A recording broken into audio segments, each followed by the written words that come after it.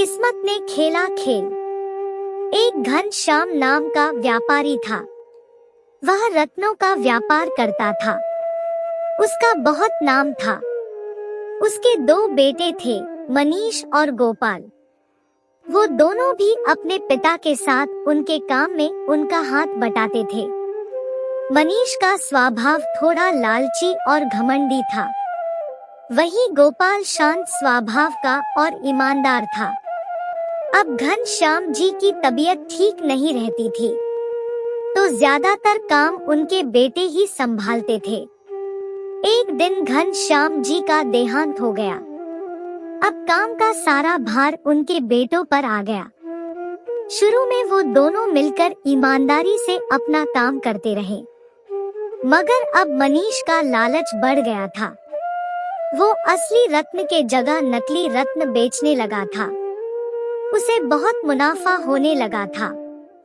पहले तो गोपाल को कुछ पता नहीं चला, मगर धीरे धीरे गोपाल को मनीष की बेईमानी का पता लग गया था। उसने मनीष को समझाने की और सही रास्ते पर लाने की बहुत कोशिश की, मगर मनीष ने उसकी बात नहीं मानी, उल्टा गोपाल का ही अपमान करने लगा। मनीष के मन में घर और जायदाद को लेकर भी लालच आ गया था, तो उसने बंटवारे की बात कही। इस बात को लेकर उसने घर में तनाव की स्थिति बना दी थी और बेईमानी से गोपाल के हिस्से की जायदाद भी खुद ही हड़प ली। फिर गोपाल ने एक नए सिरे से शुरुआत की, क्योंकि वो अपना काम पूरी मेहनत और ईमानदारी से करता था, तो उसका काम जल्दी ही चल निकला। अब दूर दूर तक उसका नाम हो गया था। गोपाल का कारोबार कई शहरों तक फैल गया था। उधर मनीष की सच्चाई सबके सामने आ गई थी। उसकी साख भी खत्म हो गई थी और काम भी चौपट हो गया था। अब तो लोग मनीष का नाम लेने से भी बचते थे। अब घर, दुकान और सामान बेचने की नौबत आ गई थी। अब तो मनीष सड़क पर आ गया था। जब गोपाल को मनीष की बर्बादी के बारे में पता, तो पुरानी सभी बातों को भूलकर तुरंत अपने भाई के पास गया। हिस्सा मांगने तो सब आ जाते हैं, मगर लीजिए दादी जी आपकी चाय, सलोनी ने कहा। तेरी सास कहाँ है?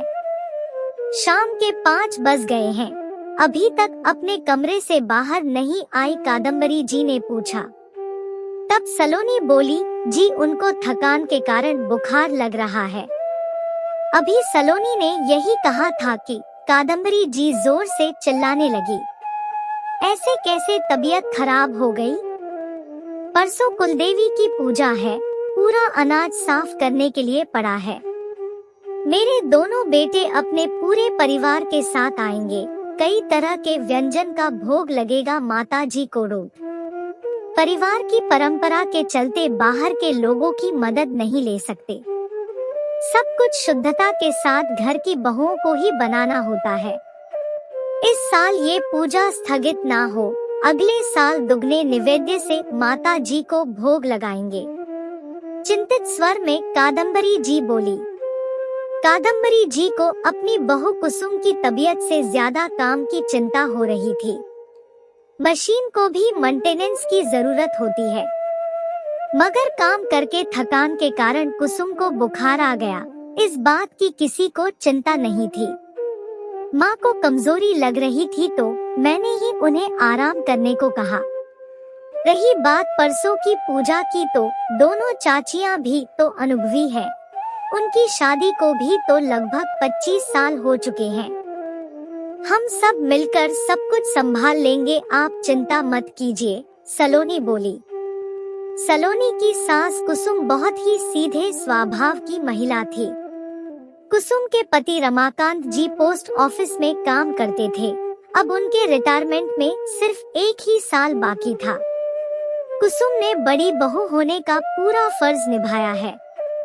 जब से वो शादी करके आई, हमेशा अपनी खुशी से पहले अपने फर्ज को रखा। अपने दोनों देवरों और ननद को भाई बहन जैसा प्यार दिया। अपनी सास की कड़वी बातों को भी कभी दिल से नहीं लगाया। दोनों देवरों ने शादी के बाद दूसरे शहर में अपनी गृहस्थी बसा ली। त्योहारों पर या छुट्टियों में मेहमानों की तरह आते हैं और मेहमानों की तरह सेवा करवा कर चले जाते हैं। कुसुम का इकलौता बेटा अनिल पढ़ाई करने शहर चला गया था। पढ़ाई पूरी होते ही उसे शहर में एक अच्छी नौकरी मिल गई। वहीं उसकी मुलाकात सलोनी से हुई। जल्दी ही उनकी दोस्ती प्यार में बदल गई। सलोनी उन्हीं की बिरादरी की एक अमीर